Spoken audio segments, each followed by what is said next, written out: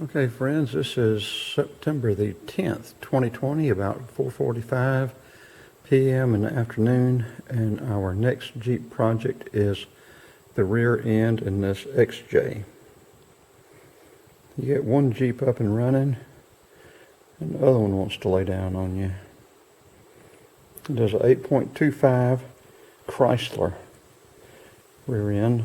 This is a 99 model with 131,000 miles on it.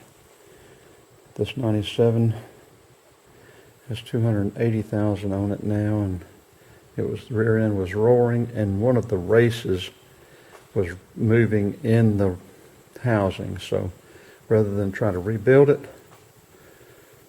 just got another rear end.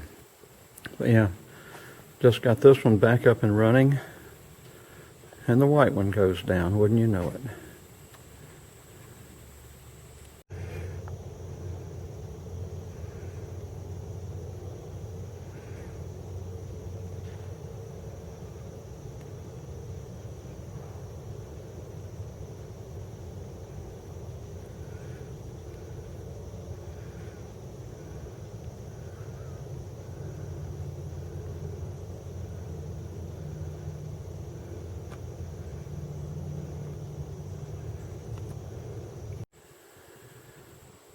Okay, as I still have trouble with my shoulder, getting my right arm up over my head from the shoulder surgery, I'm going to be doing this a little different. I'm going to just loosen all the lug nuts, and then I'm going to crawl up underneath this back end, and I'm going to disconnect everything. I'm going to rotate the tires in the process, or at the same time. So I will lift that up. I will roll that rear end out. I will already have the two front tires off. I'm going to buy wheel cylinders and pads for that rear end.